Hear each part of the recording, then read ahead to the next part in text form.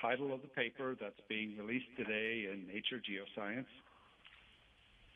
And this is a little animated GIF that shows you the time sequence of these features. So on the left is a black and white image. This is Palakir Crater, and it's all along the north-facing and west-facing, and it shows where we have what we call fully confirmed RSL. As of a couple of years ago, this needs to be updated, but it's the same general pattern. There's 3 regions. This just shows Mars and its orbit around the sun, and this is to explain a little bit about why we see these at different times in different places. So Mars is tilted on its axis about 25 degrees, very similar to Earth's tilt on its axis. So it remain in a liquid form until we hit negative 70 degrees Celsius, and will not start boiling until it is 24 degrees Celsius. And this is a little animated GIF that shows you the time sequence of these features.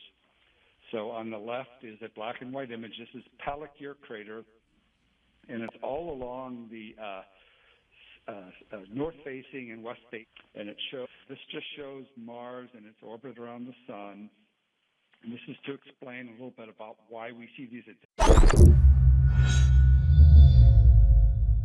This is the title of the paper that's being released today in Nature Geoscience. Shows where we have what we call fully confirmed RSL. As of a couple of years ago, this needs to be updated, but it's the same general pattern. There's 3 regions.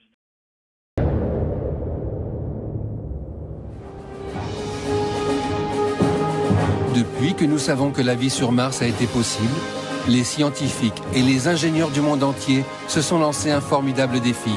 Envoyer des hommes explorer la planète Mars. Le début du XXIe siècle sera marqué par cette aventure unique dans l'histoire de l'humanité.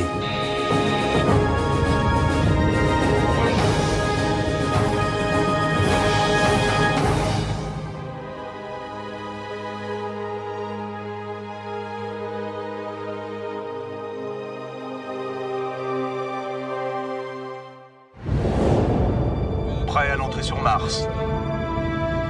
Stand-by. 3, 2, 1.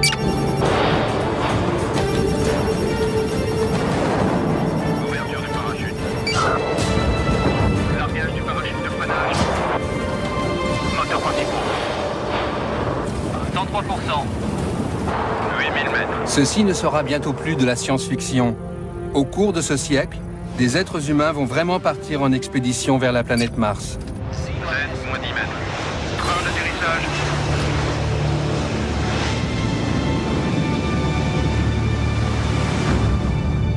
Contact.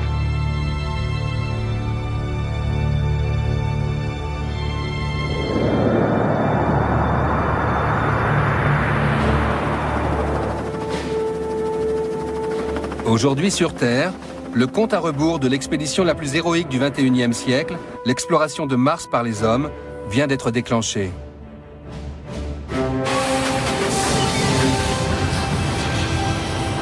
Pour réaliser ce voyage, des défis gigantesques devront être surmontés. On doit inventer des nouveaux matériaux, faire preuve d'une audace technologique sans pareille, construire un vaisseau totalement nouveau, repousser les limites de la médecine et de la biologie, et choisir des ambassadeurs de la planète Terre d'une trempe exceptionnelle. C'est peut-être la dernière grande aventure humaine qui reste à faire. Les risques que ces aventuriers vont prendre pour réaliser le rêve fou de l'exploration de la planète rouge sont considérables. Ces gens vont passer énormément de temps dans l'espace, sans espoir de ravitaillement ni de quelque secours que ce soit. Cette mission permettra peut-être d'élucider la question qui taraude l'humanité. Existe-t-il une vie extraterrestre? Se dire qu'on pourrait soulever une pierre sur Mars et trouver ça, ce serait fantastique. Voici l'histoire du voyage le plus audacieux jamais entrepris par l'humanité.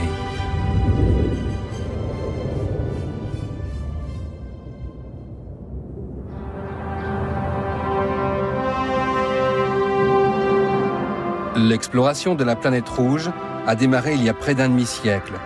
Des dizaines de sondes orbitales et quelques robots de reconnaissance de la surface martienne ont été lancés. Mais les mystères de Mars sont coriaces.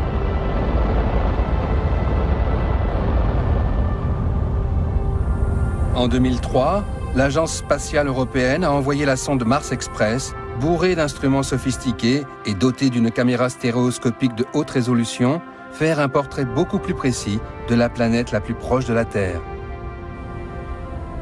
Mars Express a permis de commencer une couverture globale de la planète en ce qui concerne l'imagerie de haute résolution en 3 dimensions et en couleur, chose qui ne s'est jamais fait jusqu'à présent.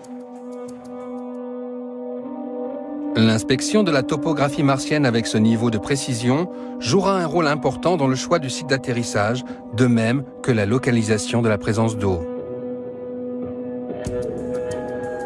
Grâce à un radar à bord de Mars Express, on a pu découvrir l'existence d'eau glacée sous la surface de Mars, jusqu'à des profondeurs de 4, 5, 6 km. On a fait aussi des découvertes en ce qui concerne l'atmosphère, sa composition chimique, la présence de méthane dans l'atmosphère, qu'on ne sait, à vrai dire, pas encore expliqué. Cette moisson de signes avant-coureurs de la vie, en provenance de la planète apparemment désolée, a permis de donner un nouvel élan à l'aventure spatiale. J'annonce aujourd'hui un nouveau plan d'exploration de l'espace. En janvier 2004, le président américain a fait une déclaration capitale pour les programmes spatiaux. Nous serons alors à même d'aborder les prochaines étapes dans l'exploration de l'espace, avec des missions habitées vers Mars et au-delà. Le président Bush s'est levé, il a dit « On va le faire, les gars. Je mets en œuvre mon pouvoir présidentiel, et je décide qu'on va le faire. » Et l'effet sur la NASA a été considérable. Ce sera la plus importante entreprise scientifique de toute l'histoire. Dans le monde entier, des ingénieurs étudient déjà comment transporter des hommes jusqu'à Mars. Un sérieux casse-tête lorsque l'on sait que le voyage aller et retour durera près d'1 an. Car lorsque la position de Mars est au plus proche de celle de la Terre, 60 millions de kilomètres les séparent. Transporter sur Mars une équipe de 6 personnes avec les vivres et tous les équipements requis constitue un énorme défi technologique. C'est celui du Dr James Garvin, responsable du programme d'exploration de Mars à la NASA. Mars est de 1500 à 2000 fois plus éloigné de nous que la Lune. La quantité de matériel dont on aura besoin pour y aller et en revenir pèse plus que la Station spatiale internationale. Encore faut-il être à même de déplacer une entité de cette taille. 110 tonnes d'eau, 20 tonnes de nourriture lyophilisée, en tout 520 tonnes de fournitures. Aucune fusée n'est capable pour le moment d'arracher à l'attraction terrestre une masse pareille. Pour réaliser ce voyage, les ingénieurs empruntent beaucoup au scénario visionnaire que Wernher von Braun avait développé dans les années 50.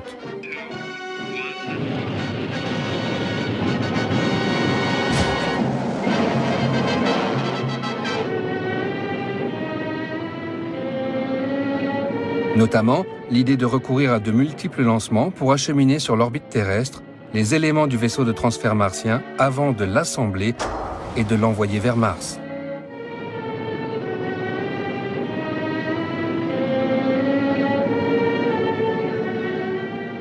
Mais aujourd'hui, il faut d'abord développer un lanceur d'une puissance jamais encore atteinte. Le véhicule de lancement est la clé d'une expédition vers Mars, car c'est une mission qui met en œuvre une masse très importante. Une nouvelle génération de lanceurs, baptisée Ares, est développée par la NASA. Paul Delaney est professeur de physique et d'astronomie au Canada.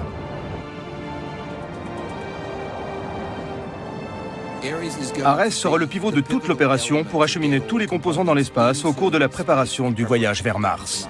Si Ares ne fonctionne pas bien, alors nous n'irons pas sur Mars. L'étape suivante consistera à construire en orbite le futur vaisseau martien. Des astronautes, aidés par des robots, mettront des mois à assembler ce gigantesque mécano.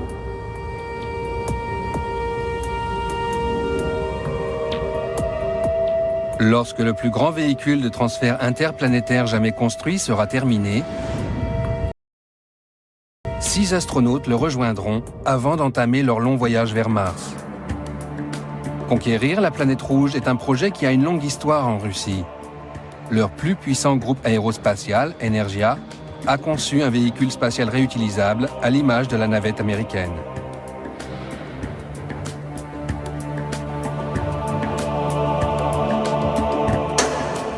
Il s'appelle Clipper.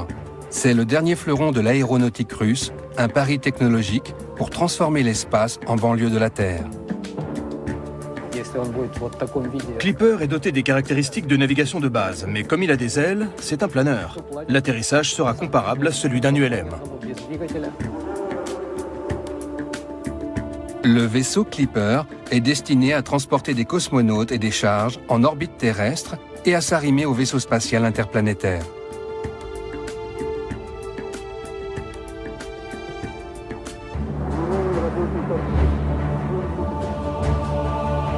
Ce vaisseau existe déjà à l'état de maquette. Il a été construit sous la direction de Leonid Gorshkov.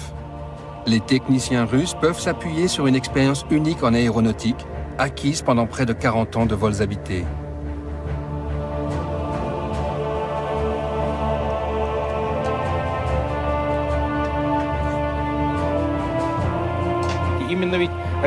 Les stations orbitales sont les prédécesseurs du véhicule martien.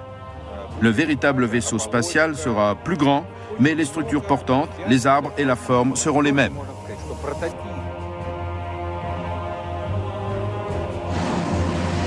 Les Russes ont de longue date adopté le scénario de Wernher von Braun. Eux aussi assembleront leur vaisseau martien dans l'espace après l'avoir acheminé en pièces détachées grâce à plusieurs lancements. Des quantités colossales de nourriture, d'équipements et de fournitures suivront à bord d'autres fusées.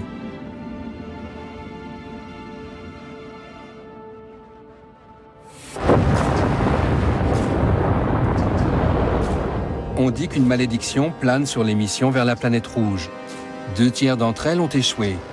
L'échec d'une mission habitée entraînerait la mort de 6 astronautes, un risque que personne ne veut courir.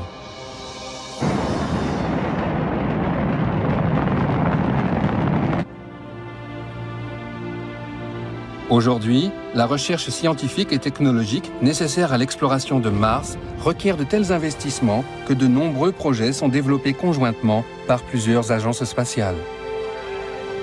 Je pense que cela va donner lieu à une véritable coopération internationale. Je ne crois pas qu'un pays, à lui seul, ait les moyens financiers ou techniques de faire cavalier seul. Ce serait de la pure folie que de vouloir faire bande à part.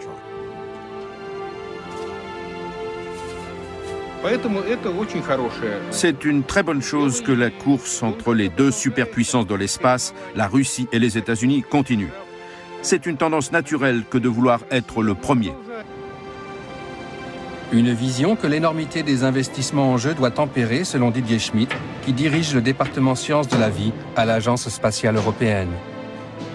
Pour les agences spatiales qui vont essayer de contribuer à cette exploration, nous essayons de travailler ensemble le plus possible, d'avoir le plus d'échanges et même d'avoir une certaine façon de nous rendre interdépendants, puisqu'il y a certaines agences qui sont plus fortes dans un domaine, d'autres dans l'autre.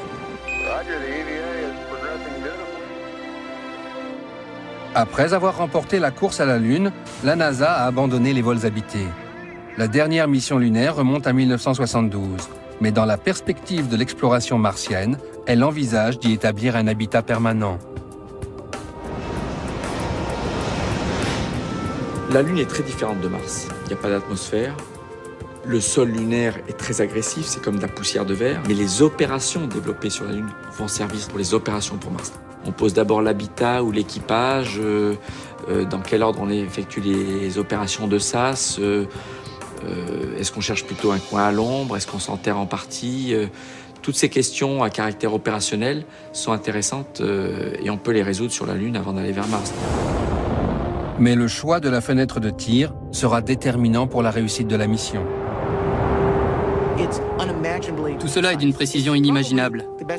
On pourrait comparer ça à l'idée d'enfiler une aiguille sur la côte ouest des États-Unis depuis la côte est. Mars et la Terre sont en rotation autour du Soleil, à des vitesses et sur des orbites différentes. Le véhicule martien devra viser une cible mouvante éloignée de dizaines de millions de kilomètres.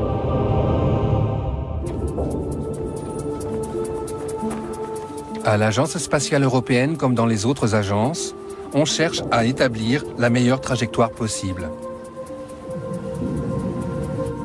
Loredana Besson, ingénieure aérospatiale, dirige une équipe chargée de cette question cruciale. Pour faire simple, ce sera soit un saut de puce, soit un très long séjour. Comme nous le savons, le choix de la trajectoire déterminera la mission, car c'est lui qui dictera la durée du séjour dans l'espace. Il y a deux possibilités. La première, partir pour Mars quand elle se trouve au plus proche de la Terre, c'est-à-dire environ 60 millions de kilomètres. C'est l'option qui demande le moins de carburant, or le carburant est lourd et c'est là un point positif. L'inconvénient, c'est que les astronautes ne pourront pas rentrer avant que Mars et la Terre soient à nouveau proches l'une de l'autre. Autrement dit, ils devront passer 18 mois sur la planète rouge.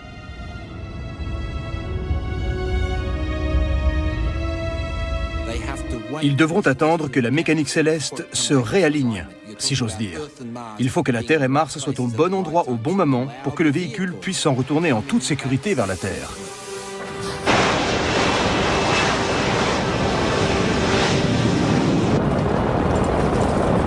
Et il y a la deuxième possibilité, une mission plus courte, mais plus risquée.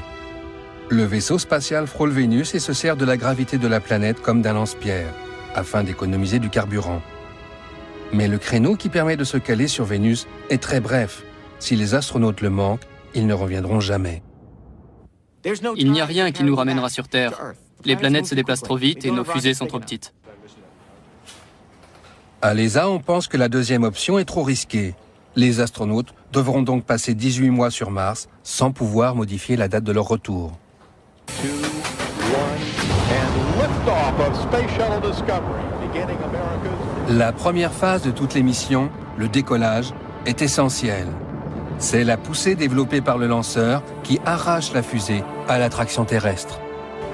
Les moteurs qui permettent cette poussée utilisent la propulsion chimique et consomment des tonnes de carburant.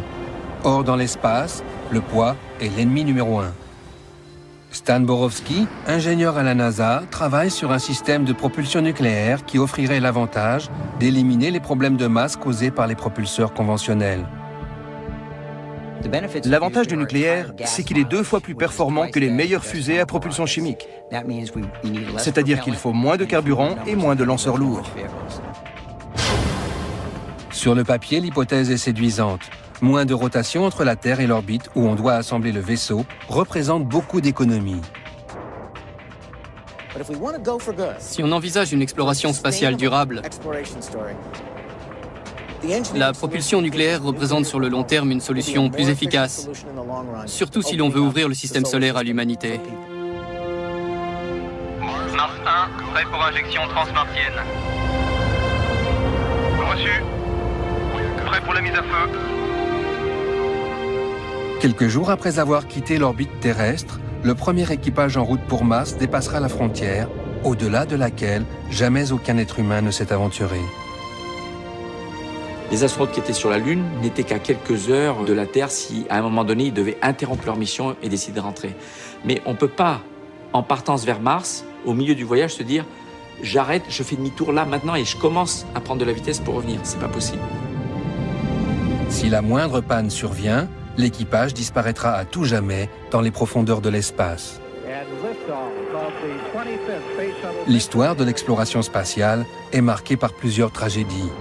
Celle survenue à la navette spatiale Challenger en 1986 a frappé tous les esprits.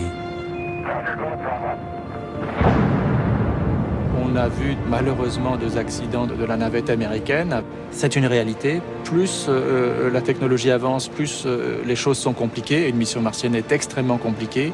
Plus on ajoute des tout petits risques un peu partout, mais quand vous les mettez ensemble, grosso modo, on admet aujourd'hui qu'un risque d'aller-retour sur Mars est entre 1 et 2%. Ça n'est pas négligeable, mais c'est exactement le risque que prennent tous les pilotes de chasse tous les jours quand ils vont aller faire leurs exercices. De nombreux astronautes ont payé de leur vie l'exploration de l'espace. Et les experts redoutent que l'aventure vers Mars connaisse elle aussi des tragédies. Rétrospectivement, on peut estimer qu'Apollo avait une chance sur 10 de réussir. Dans le cas d'une mission martienne, ce sont plutôt les probabilités d'échec qui sont de 1 sur 10, voire 1 sur 5. La durée du voyage vers Mars représente à elle seule un facteur de risque inédit. Plus vous restez longtemps dans l'espace, plus le risque d'avoir à un moment donné la météorite qui fait un trou dans la coque du vaisseau est important, plus le risque de panne est élevé. Une voiture, elle finit par tomber en panne au bout d'un moment. C'est pareil dans l'espace. Cependant, l'un des plus grands dangers qui guettent la mission est lié au confinement et à la promiscuité auxquels seront soumis les astronautes pendant l'expédition. 6 personnes réussiront-elles à partager un tout petit espace pendant plus de 1000 jours sans risquer la crise de nerfs? Le témoignage de Jerry Linenger, qui a passé 5 mois à bord de la station Mir, n'est pas complètement rassurant.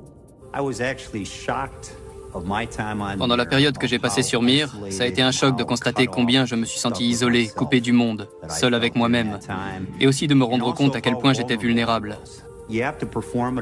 On nous demande des performances de haut niveau, mais le côté psychologique ne cesse de vous miner. J'ai vu de sérieux problèmes psychologiques se développer. L'ennui sera aussi au menu des astronautes au cours de leur voyage vers Mars. Les jours se succèdent avec leurs procédures routinières et leurs inévitables exercices physiques. Comment conserver l'équipage parfaitement concentré et parfaitement opérationnel? Dans un vaisseau martien qui part pour très longtemps, très loin, il faut inclure un simulateur. Et régulièrement, l'équipage aura une séance de simulation. Alors un jour, ce sera la rentrée sur Mars. Le jour suivant, ce sera la mise en place de l'habitat. Le jour suivant, ce sera les sorties sur Mars par réalité virtuelle.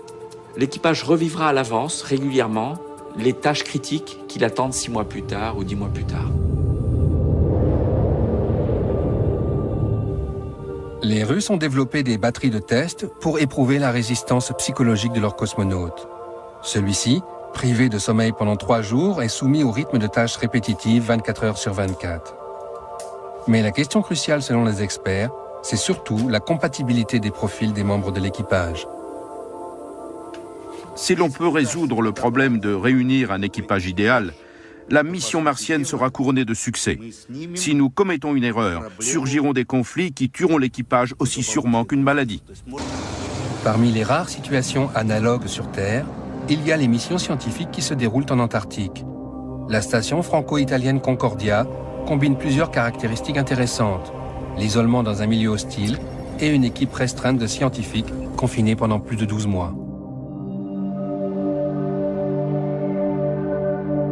Dans aucune base antarctique aujourd'hui, on a une telle analogie avec les missions martiennes, puisque cette base-là est à 1200 km des côtes. Elle est sur un plateau qui s'élève donc à 3250 mètres d'altitude. Et l'avantage aussi, c'est que pendant 9 mois, cette base est inaccessible. Les astronomes, les climatologues et les plombiers de la base Concordia vont donc jouer le rôle de cobayes pour les psychologues de l'Agence spatiale européenne. Pour nous, c'est intéressant parce que tous les ans, on va changer les équipages. Et au bout de 20 ans, on aura beaucoup de recul pour savoir quels sont les profils psychologiques qui sont les meilleurs, qui sont adaptés à la vie en communauté sur la longue durée dans des environnements extrêmement confinés.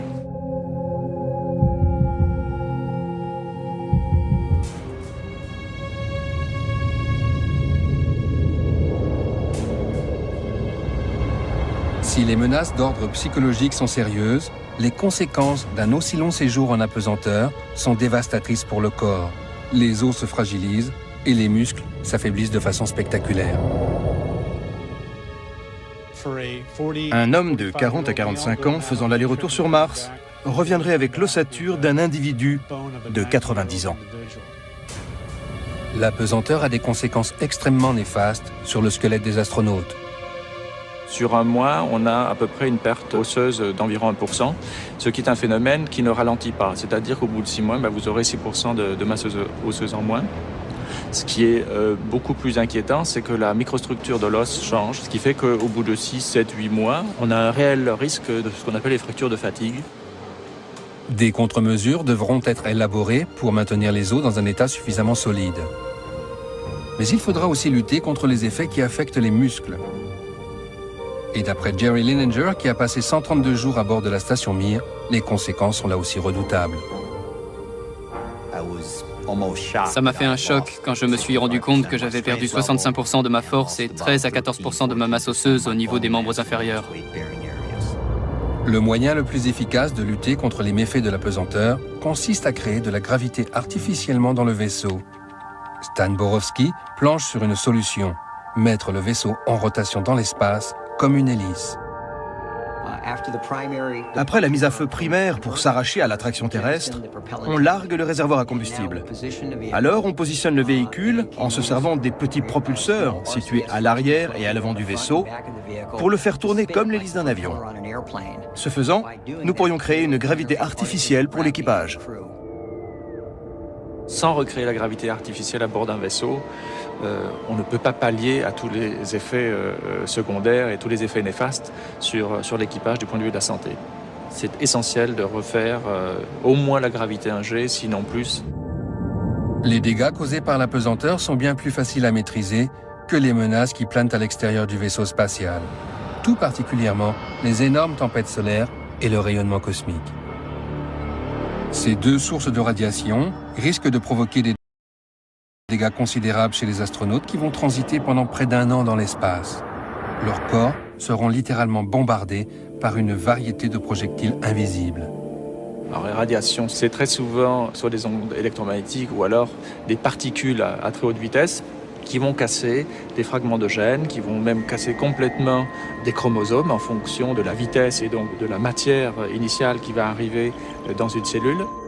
Dans les quelques jours qui suivent, vous allez être à l'agonie, vous allez avoir énormément de problèmes de santé et jusqu'à la mort. C'est-à-dire c'est inéluctable avec certaines doses. Pour Jeffrey Hoffman, ex-astronaute, la solution est une idée tout droit sortie des romans de science-fiction. Envelopper le véhicule martien dans un champ de force. La radiation existe. Le corps humain n'aime pas ça. Si nous voulons devenir un jour une civilisation voyageant dans l'espace, une protection contre les rayons devra faire partie de l'équation.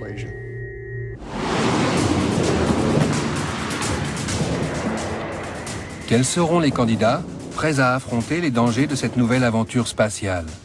Des pilotes de chasse comme autrefois? Pas sûr qu'un accro à l'adrénaline ait le profil requis pour une mission d'exploration de 2 ans et demi. Les premiers équipages iront là où l'homme n'est jamais allé auparavant. Donc ce seront plus des explorateurs que des opérateurs. Ils devront être opérateurs forcément pour savoir gérer leur vaisseau, pour savoir le mettre en œuvre, savoir contrôler certains processus de régulation, de température, de pression, etc. La plupart des agences spatiales comptent envoyer des équipages mixtes pour cette odyssée au long cours. Un équipage comptant des femmes est presque unanimement considéré comme plus stable. Et les relations sexuelles entre astronautes ne font plus peur aux responsables des missions depuis longtemps. Il n'y a pas de quoi s'inquiéter. Laissez donc faire ces gens qui disposent des compétences nécessaires et les autres problèmes se régleront d'eux-mêmes. Une dernière menace plane sur la stabilité émotionnelle des astronautes. Bien des choses peuvent se produire sur Terre au cours de leurs 2 années et demie d'absence.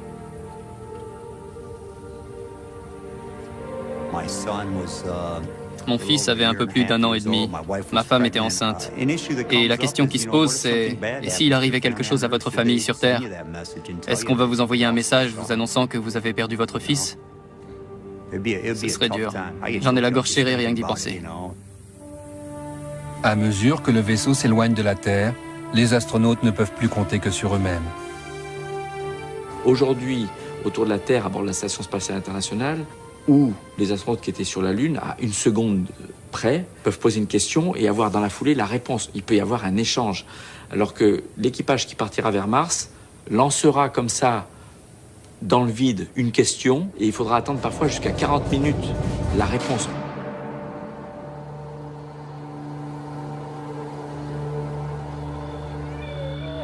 Les observations des sondes Viking, qui les premières se sont posées sur la surface de Mars au milieu des années 70, n'étaient guère une invitation à entreprendre la grande aventure.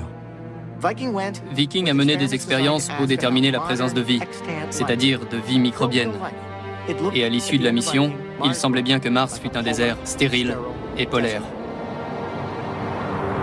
Mars est une planète extrêmement hostile. Il y règne une désolation indicible, un froid insupportable. Son relief est tourmenté, les volcans immenses succèdent aux canyons gigantesques, et sa surface est balayée par de redoutables tempêtes de poussière.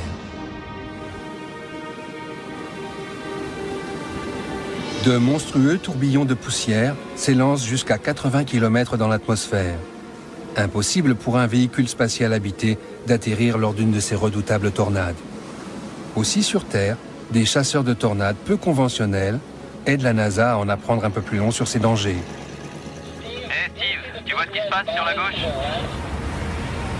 En effet, voilà le monstre que je voulais attraper. Oh yeah. En Arizona, les chercheurs Steven Metzger et Brent Boss n'hésitent pas à foncer la tête la première dans les tornades de poussière. Ouais, ça valait le détour, pas vrai? Sur Terre, une tempête d'une bonne vingtaine de mètres de large qui dure 20 minutes peut soulever plusieurs tonnes de poussière dans les airs. Sur Mars, il y a la même terre sèche que sur Terre. Mais Mars se compose d'un seul grand désert où les tempêtes soulèvent tout le temps et partout des montagnes de poussière. Mars est connu pour ses tempêtes de poussière. On peut donc tout à fait y affronter d'énormes rafales de sable. Et quelle que soit la façon dont on s'y prend, l'atterrissage sera un défi. Pour optimiser la réussite de la mission, de nombreux moyens sont déployés afin de trouver les meilleurs sites d'atterrissage. Nous devons choisir le site d'atterrissage des missions habitées avec une grande précision. Il faut opter pour un site sûr et susceptible de convenir aux futurs vols et atterrissages. Nous devons commencer par examiner l'histoire hydrométrique et la possibilité de vie aujourd'hui et dans le passé. Tels sont les critères qui vont déterminer le choix d'un lieu d'atterrissage. D'autres repérages sont prévus pour affiner la sélection des sites d'atterrissage du premier vaisseau humain sur la planète rouge. Si ExoMars parvient à échapper à la malédiction des missions martiennes, elle promènera un véritable laboratoire à 6 roues, capable de partir à la recherche de la vie.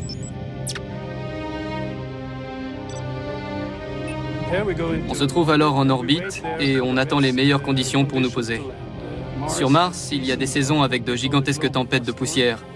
Et elles peuvent sérieusement endommager tout ce qui est atterri ou bien se trouve déjà sur la surface.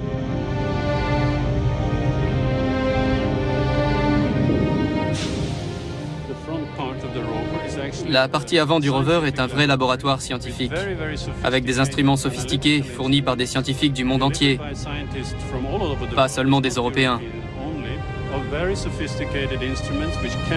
Ces instruments peuvent analyser directement des échantillons pour voir s'il y a des acides aminés ou des traces de ce qu'on appelle sur Terre la vie. Pour la mission habitée sur Mars, savoir où atterrir est une question cruciale, mais pas aussi cruciale que l'atterrissage lui-même. Le module d'atterrissage doit se séparer du véhicule principal qui, lui, reste en orbite. Les astronautes affrontent alors la partie la plus dangereuse de toute la mission: traverser l'atmosphère martienne et se poser avec succès. Plusieurs raisons font qu'il est difficile d'atterrir sur Mars. D'abord, nous avons une atmosphère vaste mais raréfiée par rapport à celle de la Terre et obéissant à une dynamique bien à elle. Aujourd'hui, si des hommes ou même des machines se rendent sur Mars, ce sont les derniers 100 km qui sont les plus périlleux. Une fois la descente amorcée, c'est le saut dans l'inconnu. Dans moins de 6 minutes, ou bien l'équipage aura atterri sain et sauf, ou bien il aura péri. Le module d'atterrissage est protégé par un bouclier thermique qui va contribuer à le ralentir, mais surtout à l'empêcher de se consumer. On ne fait rien d'autre que de trouer le ciel de Mars, ce qui ionise l'atmosphère au fur et à mesure qu'on la traverse, d'où un chemin de gaz ionisé et brûlé. Une fois entré dans l'atmosphère, l'atterrisseur largue sa coquille protectrice. Ces 60 tonnes filent à toute allure dans l'atmosphère martienne. 8000 mètres. La NASA teste un bouclier thermique gonflable pour éviter aux astronautes de périr carbonisés au moment de leur entrée dans l'atmosphère martienne.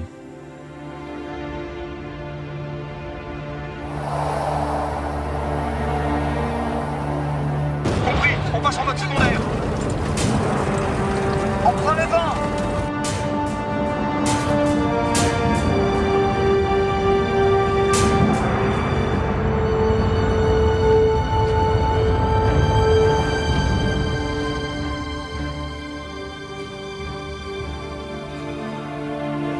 La nouvelle de l'atterrissage mettra plus d'une dizaine de minutes avant de parvenir au contrôle sol.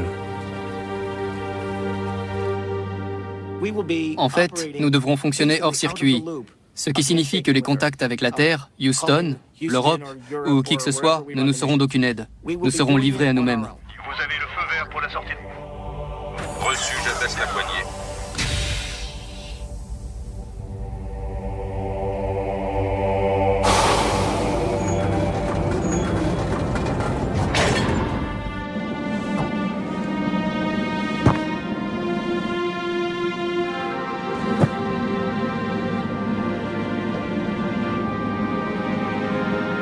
Les premiers humains qui parcourront Mars découvriront une planète qui, malgré les apparences, n'en partage pas moins certaines ressemblances avec la Terre. Le Soleil se lève à l'est et une journée martienne ne dure que 40 minutes de plus que son homologue terrestre. En revanche, la gravité sur Mars ne représente qu'un tiers de celle de la Terre et son atmosphère extrêmement ténue, composée essentiellement d'oxyde de carbone, est toxique.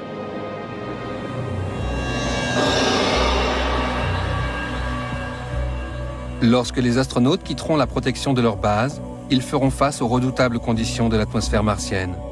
Sans un scaphandre approprié, ils ne survivront ni à l'atmosphère toxique, ni au froid. Pour travailler dans cet environnement hostile, ils devront être équipés d'une super combinaison de l'espace. La mobilité et la flexibilité sont les grands défis que nous devrons relever. Et j'y ajouterai celui du poids, car il est étroitement lié à cette problématique. Ce scaphandre est un bijou composé de 20 000 pièces, permettant aux astronautes la plus grande liberté de mouvement. Le scaphandre intègre son propre système de survie, son propre contrôle thermique et assure suffisamment de mobilité pour que l'on puisse se déplacer à la surface de Mars tout en étant protégé de cet environnement très hostile.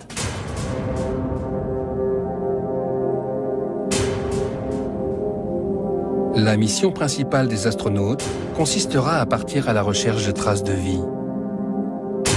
En étudiant des milieux extrêmes sur Terre, les scientifiques cherchent à les aider. À certains égards, le cœur du désert d'Atacama, au Chili, ressemble à la désolation qui règne sur Mars. Sur Terre, nous trouvons de petites oasis de mort sur une planète vivante. Sur Mars, on cherchera de petites oasis de vie sur une planète morte. Chris McKay est un exobiologiste qui cherche à comprendre comment la vie parvient à se maintenir dans des conditions extrêmes. Dans cet univers ultra-désertique, il a découvert de la vie microbienne et il espère que cela aidera les astronautes lors de leurs recherches sur Mars. Les gens se sont dit, si la vie est tellement riche sur Terre et existe dans des endroits aussi difficiles où auparavant personne ne pensait que ça pouvait exister, pourquoi pas sur Mars après tout? Les envoyés des terriens disposeront d'instruments robotisés pour détecter la moindre trace de vie dans le sol martien. Mais depuis qu'on a découvert que certaines bactéries se nourrissent de roches, on imagine que la vie s'est peut-être réfugiée au fond d'immenses tunnels de lave. Si l'on trouve de la vie sur Mars, cela risque de poser un nouveau problème. Que faire si l'un de ces microbes s'avère dangereux, voire mortel pour les humains? Que se passera-t-il si un agent pathogène martien est rapporté sur Terre? John Rummel, exobiologiste à la NASA, veille sur la sécurité sanitaire des terriens. S'il y a de la vie sur Mars, nous aimerions bien sûr en connaître plus sur elle avant qu'elle ne soit rapportée sur Terre.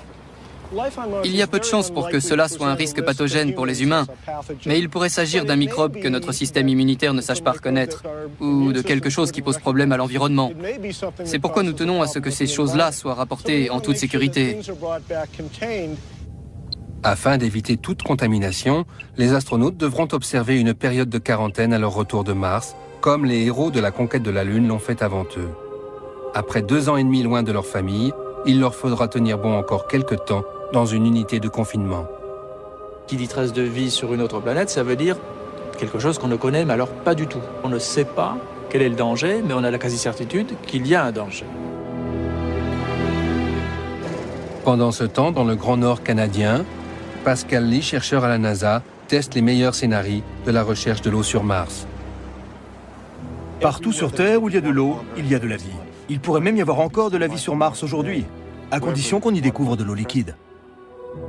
De récentes photos de Mars faites par la mission Mars Express mettent clairement en évidence des ruissellements d'eau au cours de la dernière décennie. D'après les données recueillies par la sonde, il y a probablement d'importantes réserves d'eau gelée dans le sous-sol. Pour trouver de la vie sur Mars, on dispose aussi d'autres indices. Ainsi, il y a 23 millions d'années, un astéroïde géant s'est fracassé sur l'île de Devon dans le Grand Nord canadien. La collision a créé un gigantesque cratère en pulvérisant et projetant des millions de tonnes de roches alentour.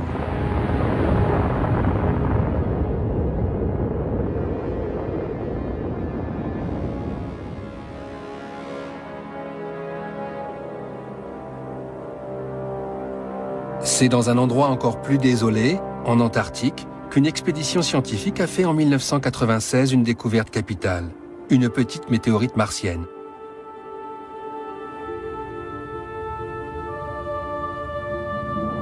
À l'intérieur, d'infimes traces que certains chercheurs considèrent comme des empreintes de bactéries martiennes. Une polémique entoure ces microscopiques alignements de minéraux, mais ils ont indiscutablement relancé la spéculation sur une vie extraterrestre.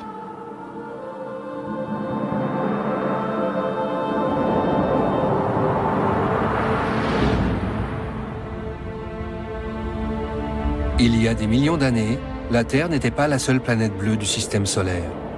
Mars aussi était couverte d'eau. Il y avait de l'eau sur la planète Mars. Certains collègues pensent qu'au cours du premier milliard d'années, tandis que les planètes se refroidissaient, Mars et la Terre étaient les deux planètes les plus habitables qu'on puisse imaginer. Mais par un mystérieux cataclysme cosmique, Mars a perdu son champ magnétique. Son atmosphère s'est dissipée dans l'espace. Ses océans se sont asséchés et des débris de la surface martienne ont été éjectés dans le système solaire. La découverte de cette roche dans l'Antarctique pose une brûlante question. La vie sur Terre serait-elle d'origine martienne? Et en ce cas, les humains seraient-ils en fait des Martiens? Si l'exploration de Mars permet la découverte de formes de vie différentes de la nôtre, il nous faudra réviser nos théories sur l'origine de la vie. Une idée révolutionnaire se fait jour, celle d'une genèse multiple, intergalactique. Ce que nous espérons trouver sur Mars, ce sont des traces de vie qui ont leur propre origine. Nous saurons alors que dans notre système solaire, la vie a pu éclore 2 fois. Et si elle a éclos 2 fois dans notre jardin, alors la galaxie doit regorger de vie. Se dire qu'on pourrait soulever une pierre sur Mars et trouver ça, ce serait fantastique.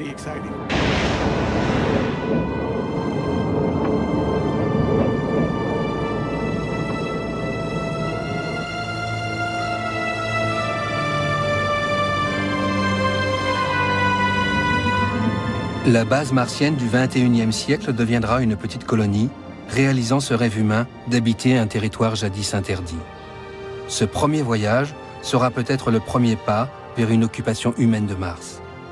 La science moderne rêve de pouvoir faire reverdir la planète rouge. C'est un sérieux défi. Un jour viendra où peut-être nous devrons fuir la Terre. C'est que si une comète ou un astéroïde nous fonce dessus maintenant, on ne sera pas plus avancé que les dinosaures. Tout ce qu'on pourra faire, c'est regarder ce qui nous arrive avec un air idiot.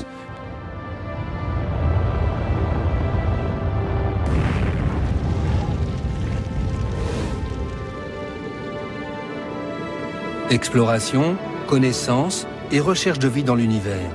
Tels sont les objectifs qui unissent les gens du monde entier dans la plus grande quête de tous les temps. Sans doute y aura-t-il des conflits, des controverses et probablement des pertes en vie humaine. Mais le cap est mis. L'inaccessible planète est désormais à notre portée. On ne peut plus faire marche arrière. L'humanité est en route pour Mars.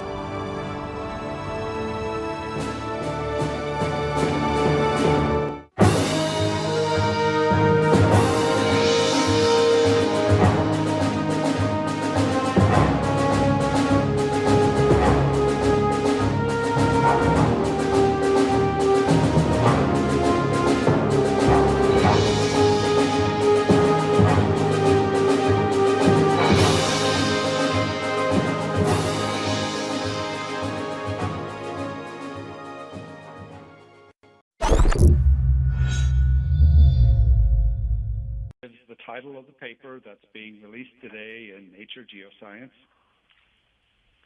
And this is a little animated GIF that shows you the time sequence of these features.